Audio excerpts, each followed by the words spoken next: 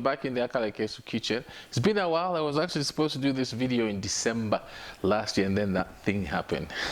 Today I'm going to be talking about Nshima. This is a special Nshima. It's a Nshima that the men used to make. Our Fiashi were very strict. Okay, if you were not around, you missed the meal. It was that simple. This was kind of like the size of the pot we used to have the World Cup in, and it didn't quite matter how many people you were, even if you had cousins visiting or if you had your uncle with the 6 kids, you know, you could all have enough out of this big. It's actually called a saucepan. I didn't know that. I just knew it as chipoto. So that was a big pot that was used. But this is the thing, because we were always out, particularly during the Christmas period, you know, you had gone out with your big brothers, and when you came home, there was no Nshima. Back in the day,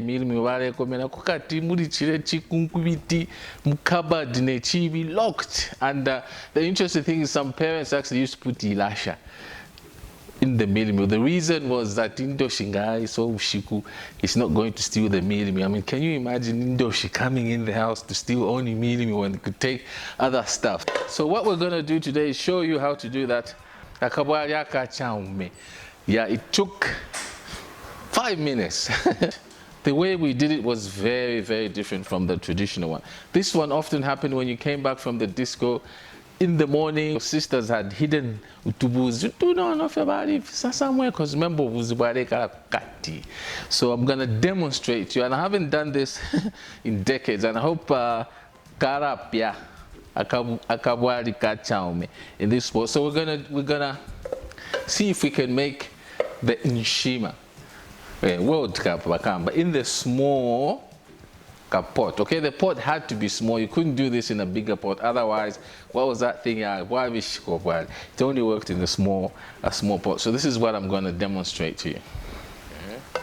As I was saying, Akachao made a short version of the big Nshima. Was in a small pot. You let the water boil, and then you immediately for 15-20 minutes. Now this was a trick. You put in all the meal at once, and then I was taught to you put the thumb like this.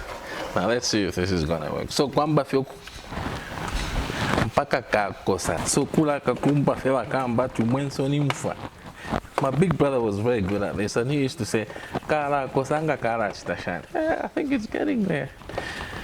That's all the meal, by the way. No. Okay, now there's an easier way. Yeah, like this. I think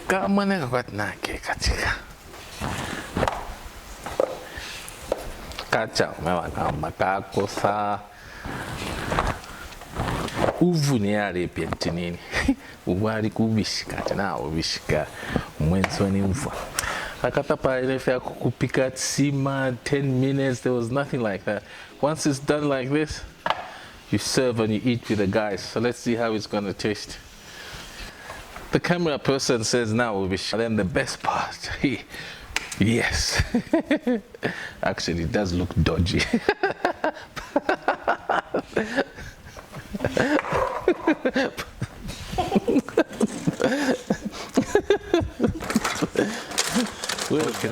That now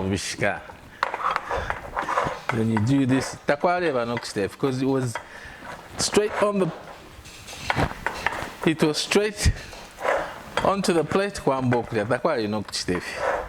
This is just for show. Okay, it looks okay. We'll soon know anyway.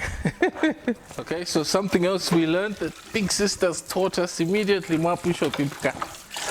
Do this kumbari akapoto pampa wa fyashinga wasa akasanga akachero mawanu chana.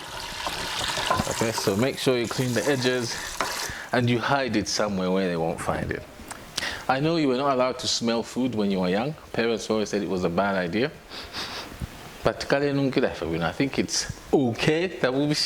Plus the other test was, you know, if it's sticking in your hands. So and of course the relish, if you remember, because you came in the morning, there wasn't anything left from the previous day, so you had to eat akamsaru, akachaume. Ya pasa kachaume. Yeah.